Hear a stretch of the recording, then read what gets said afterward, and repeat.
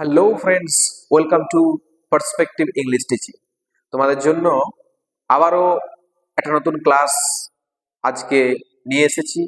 ABTA test পেপারের দ্বিতীয় যে সেটা এটা তোমরা পাবে পেজ নাম্বার 48, অর্থাৎ 48 পাতাতে তোমরা এই সেটটা পাবে। প্রথম সেট ইতিমধ্যে আমরা কমপ্লিট করেছি, তোমরা ক্লাসগুলো দেখেছো, আশা করি তোমাদের কাজে লেগেছে গ্রামার যে পার্টটা এবং ভোকাবুলারি পার্টটা। আজকে তোমাদেরকে আবারও একটা নতুন পার্ট শেখাবো, পেজ নাম্বার 48 এর grammar and vocabulary part. Practice কিন্তু কোনো রকম ভাবে থামতে দিও না, প্র্যাকটিস চালিয়ে যাও। দেখো, সময় নষ্ট না করে ক্লাসটা মন দিয়ে বুঝে নাও। দেখো আজকে আমাদের ক্লাসে আমাদের জন্য কি কি ওয়েট করছে। প্রথমে দেখব যে প্রপার ভার্ব ফর্ম। আমি আর নতুন করে লিখিনি, তোমরা বইটা খুললেই দেখতে পাবে প্রপার ভার্ব ফর্মের জায়গা লেখা আছে fill in the blanks with correct form of verbs বা কারেক্ট ফর্ম অফ অল্টারনেটিভস। যে ব্র্যাকেটে 3টা করে অপশন দেওয়া আছে, তার মধ্যে সঠিক ফর্মটা আমাদেরকে শূন্যস্থানে বসাতে হবে। তাহলে কি বলছে দেখো, বাই দ্য টাইম ওই সময়, দ্য ট্রেনটি, সময়টা দেখো কি বলেছি, ওই সময়। একটা ছোট্ট তথ্য তোমাদেরকে শেয়ার করি তোমাদের সঙ্গে, যে ডেমনস্ট্রেটিভ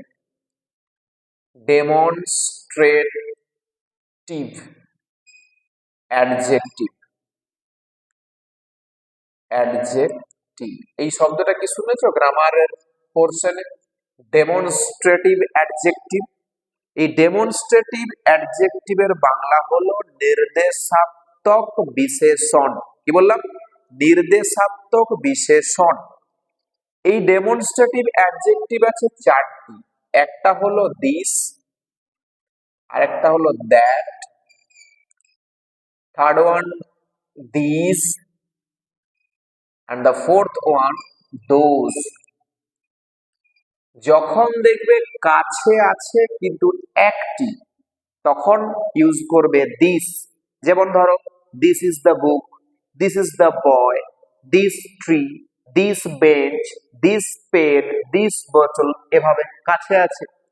যখন দেখবে দূরে আছে, অর্থাৎ that tree, that boy, that pencil, that chair, that table, তখন কিন্তু দ্যাট ইউজ করবে। তাহলে কাছে আছে একটি, তখন বলবো দিস। দূরে আছে একটি, তখন বলবো দ্যাট। ক্লিয়ার? এরপর দেখো কি আছে, দিস। যখন দেখবো কাছে আছে অনেকগুলি, this boys, this pencils, this dusters, this chalks, এভাবে। ঠিক তখনই দূরে যদি অনেকগুলো থাকে, তখন আমরা দোজ ইউজ করব। যেমন those boys, those trees, those girls, those cows, এভাবে। তাহলে কাছে একটি তখন দিস, দূরে একটি দ্যাট, কাছে অনেকগুলি দিস, দূরে অনেকগুলি দোজ। এটাকে বলবো আমরা ডেমনস্ট্রেটিভ অ্যাডজেক্টিভ। কেন বললাম? দেখো, একটা অর্থ বলছি যে বাই দ্য টাইম, অর্থাৎ বলছি কি ওই সময়, দ্য ট্রেন ড্যাশ অ্যারাইভড আছে, অ্যারাইভস আছে, ওয়াজ অ্যারাইভিং আছে। ঠিক আছে? তাহলে কোন ফর্মটা আমাদের কাছে সঠিক ফর্ম? কি করে বুঝবো? সময়টা দেখো, ওই সময় বলেছি, তার মানে ওই সময় বলতে পাস্ট হয়ে গেছে। তাহলে পাস্ট ফর্ম আমাকে খুঁজতে হবে। দেখো, পাস্ট ফর্ম বলতে এখানে পাস্ট ইনডিফিনাইট, এখানে কি রয়েছে দেখো, অ্যারাইভস আছে, ভার্বের সঙ্গে এস বা ইএস যোগ করা আছে, মানে সেটা V1 এ আছে, অর্থাৎ প্রেজেন্ট ইনডিফিনাইট ফর্ম আছে। তাহলে কি হবে? না। পরে দেখো আছে ওয়াজ অ্যারাইভিং, অর্থাৎ এখানে পাস্ট কন্টিনিউয়াসে আছে। তাহলে পাস্ট কন্টিনিউয়াস ফর্মটা কি হবে? না, আমি বলেছি পাস্ট ইনডিফিনাইট ইউজ করতে। তাহলে কোনটা পড়ে আছে? অ্যারাইভড। এটা হয়ে গেল আমার কাছে সঠিক উত্তর। তাহলে কি হলো বাক্যটা? By the time the train arrived, ওই সময় ট্রেন এসে পৌঁছেছিল। তারপর উই ড্যাশ আছে, দেখো হ্যাড প্যাকড, হ্যাভ প্যাকড আর প্যাকড আছে। তাহলে উই মানে কি? আমরা। তাহলে উই এর ক্ষেত্রে হ্যাভ প্যাকড ভাবতে পারো, প্যাকড ভাবতে পারো, হ্যাড প্যাকড ভাবতে পারো, কিন্তু তিনটাই তো ভাবলে হবে না, সঠিক একটা নির্বাচন করতে হবে। তাহলে পাস্ট যে বিষয়টা আমি প্রথম ধারণাটা পেয়েছি পাস্ট, আমাকে পাস্টেই যেতে হবে। তাহলে দেখো এখানে হ্যাভ প্যাক্ট আছে, তার মানে এটা তোমার কাছে হবে না। এটা হ্যাভ প্যাক্ট বলতে প্রেজেন্ট পারফেক্ট টেন্স হবে না, পাস্ট ইনডিফিনিট আছে, পাস্ট পারফেক্ট আছে। এইপর একটা কথা বলি যে অতীতকালে দুটি কাজের মধ্যে যে কাজটি আগে ঘটে, অতীতকালে দুটি কাজের মধ্যে যে কাজটি আগে ঘটে সেখানে পাস্ট পারফেক্ট টেন্স হয়। পাস্ট পারফেক্ট মানে হ্যাড প্লাস মেন ভার্বের থার্ড ফর্ম। তাহলে দেখো অপশনটা কি আছে, হ্যাড প্যাক্ট। তাহলে এই উত্তরটা হয়ে গেল আমার কাছে সঠিক উত্তর। তাহলে we had packed our bags, আমরা আমাদের ব্যাগ গুছিয়েছিলাম, and dash at the platform. তাহলে এখানে ওয়েট আছে, হবে না। আচ্ছা, হ্যাড ওয়েটেড হবে না, অপেক্ষা করছিলাম। তাহলে বিন ওয়েটিং, এটা হয়ে গেল আমার কাছে সঠিক উত্তর। ক্লিয়ার আছে? তাহলে বাক্যটা আবার পড়ে দেখি প্রথম থেকে শূন্যস্থানটা পূরণ করে, যে by the time the train arrived we had packed our bags and been waiting at the platform. Clear? পরের পার্টটা দেখো, প্রিপোজিশন। প্রিপোজিশন আর কি রয়েছে, আর্টিকেল। আর্টিকেল প্রিপোজিশন দিয়ে শূন্যস্থানটা আমাদেরকে পূরণ করতে হবে। তাহলে দেখো কি বলা আছে, we stayed at dash hotel. নিঃসন্দেহে বুঝতে পারছে এটা আর্টিকেল বসবে। We stayed at the hotel, that is just a few steps away, কিছুটা দূরেই। ড্যাশ দ্য মিউজিয়াম থেকে, ফ্রম দ্য মিউজিয়াম। বাক্যটা দেখো কমপ্লিট হয়ে গেল। We stayed at the hotel that is just a few step away from the museum. Clear? পরে দেখো, do as directed, they made him the captain of the team in spite of his inexperience. তার অভিজ্ঞতা না থাকা সত্ত্বেও তারা তাকে captain বানিয়েছিল, ভয়েস চেঞ্জ করতে দিয়েছে। বাক্যটা বড়, দেখে পরে ভয় পাওয়ার কোনো কারণ নেই। ভয়েস চেঞ্জ করতে তোমার প্রয়োজন কি, তোমার প্রয়োজন একটা ডাইরেক্ট অবজেক্ট প্রথমত, তারপরে কি ভার্ব প্রয়োজন, তারপরে সাবজেক্ট প্রয়োজন।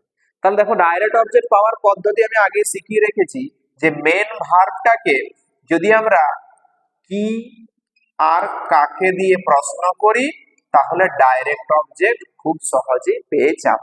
মেন ভার্বটা কি, মেড, বানিয়েছিল।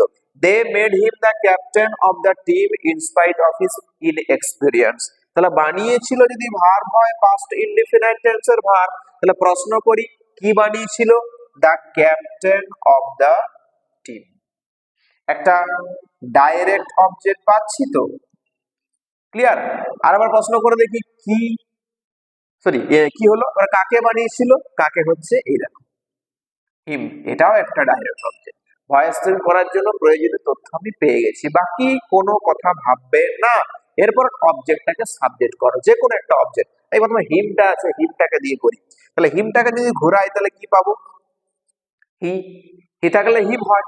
হিমটাকে আমার অবজেক্ট থেকে সাবজেক্ট করছি, তাহলে হি হবে। তাহলে হি মেডটা কোন টেন্সের ফর্ম, কোন টেন্সের ভার্ব, পাস্ট ইনডিফিনাইট টেন্স। তাহলে মেন ভার্ব যদি পাস্ট ইনডিফিনাইট থাকে, আমি বি ভার্বের সঠিক ফর্ম কি ইউজ করব, ওয়াজ বা ওয়্যার। তাহলে হিটা সিঙ্গুলার আছে, আমি ওয়াজটা ইউজ করব, হি ওয়াজ। এবার মেক মেড ভার্বের থার্ড ফর্ম কি, made, M A D E, already করা আছে, এটাই থার্ড ফর্ম মেড। তাহলে he was made.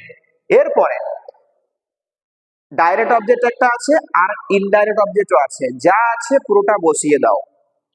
The captain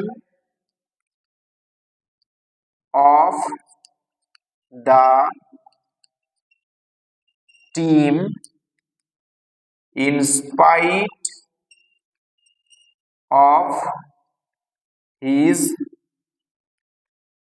inexperience।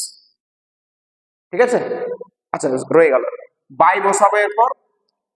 এরপরে সাবজেক্টটাকে অবজেক্ট করব। দে থাকলে কি করি আমরা, দেম করি। উত্তরটা যদি অন্যভাবে লিখতে চাও তাও লিখতে পারো। এই যে in spite of his inexperience, এটাকে তুমি প্রথমে রেখেও বাক্যটা ভয়েস চেঞ্জ করতে পারো। কিরকম তাহলে উত্তরটা হবে? In spite of his inexperience, comma দিবে একটা, কমাটা দেওয়ার পর একই রকম লিখবে he was made the captain of the team by them. Clear? এরপর আর একটা তো ডাইরেক্ট অবজেক্ট আছে, ওটা দিয়ে ভয়েস চেঞ্জটাকে দেখে নি, যেটা রয়েছে কি the captain of the team. তাহলে উত্তরটা কি লিখছি? The captain of the team, past টেন্সের ভার্ব ওয়াজ ইউজ করব, মেড, হিম নয় টু হিম লিখব। ঠিক আছে? দিয়ে পরে কি লিখবো? বাড়তি অংশটা in spite of his inexperience by them. এটাকেও আমি ঘুরিয়ে লিখতে পারি, in spite of his inexperience the captain of the team was made to him by them. ঠিক আছে?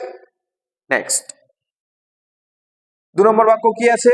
The teacher said to the students, শিক্ষক মহাশয় ছাত্র ছাত্রীদেরকে বলেছিলেন, had you revised the chapter thoroughly, যদি তোমরা পুঙ্খানুপুঙ্খভাবে অধ্যায়টা রিভাইজড করতে, you would not have faced any difficulty, তাহলে তোমরা কোনো অসুবিধার মুখোমুখি হতে না। কোন বাক্য? অ্যাসার্টিভ সেন্টেন্স, বিবৃতিমূলক বাক্য। নারেশন চেঞ্জ করা খুব সহজ, লিঙ্কারটা ঠিক করে বসাতে হবে, রিপোর্টিং ভার্বটা ট্রান্সফার করতে হবে, আর প্রোনাউন গুলো আর ভার্বটা পূরণ করলেই বা ট্রান্সফার করলেই উত্তর কমপ্লিট। বাক্যটা বড়, ভয় পাওয়ার কোনো কারণ নেই, যা পরিবর্তন করা সেটা তোমাকে পরিবর্তন করবে, এটা হলেই কমপ্লিট। দেখো কি লিখছি আমি, দেখো, the teacher said to the students, ছাত্রছাত্রীদেরকে বলেছিলেন। সেড টু কি করব? এখানে বলবো told the teachers, sorry told the students, told the students, students, students, linker কি ইউজ করব? দ্যাট। এরপর একটু মডিফাই করো বাক্যটা, এখানে এই অংশটাকে আগে দিয়ে দাও। কেন দেব? কারণ এটাকে লিখতে গেলে ইফ বা ওয়েদার ব্যাপারটা আসছে, যদি, এই হ্যাড মানে যদি কথা আসছে এখানে, তাহলে প্রবলেম না করে এই অংশটা আগে দিয়ে দাও। তাহলে কি বলছে? ইউ, ইউ বলতে কারা? ছাত্রছাত্রীগুলো। দে, উড আছে, পাস্ট করা যাবে কি? ওটা অলরেডি পাস্ট ফর্ম, তাহলে দিয়ে দাও উড নট হ্যাভ, এর কোনো পরিবর্তন হবে না, কারণ মোডাল ভার্বের পরে মেইন ভার্বের কোনো পরিবর্তন হয় না। Would have faced, FACED, faced any difficulty, any difficulty, DIFFICULTY, হয়েছে? ডিফিকাল্টি। ইফ, লিঙ্কার নিয়ে আস, এই ইউটাকে লিখবো, ইউটাকে দে, ইফ দে, হ্যাডের তো পরিবর্তন করার কিছু নেই, হ্যাড একই রকম থাকবে। If they had revised the chapter thoroughly, THOROUGHL, thoroughly। উত্তরটা কি হলো দেখো? The teacher told the students that they would not have faced any difficulty if they had revised the chapter thoroughly. Next, last one কি আছে দেখো? I saw the train coming, immediately I caught hold of the little boy. কি বলেছে? Use no sooner, no sooner দিয়ে বাক্যটাকে join করতে বলেছে। দেখো নো সুনার ইউজ করতে গেলে ট্রান্সফরমেশন অফ সেন্টেন্সের নিয়মটা ভালোভাবে বলা ছিল যে কি করতে হয়। আমি আরো বলে দিচ্ছি, নো সুনার বাক্যের শুরুতে বসে, নো সুনার, এরপরে হ্যাড, আই সাবজেক্ট আছে, হ্যাড করলে মেন ভার্বটা থার্ড ফর্মে চলে যায়। No sooner had I seen the train coming,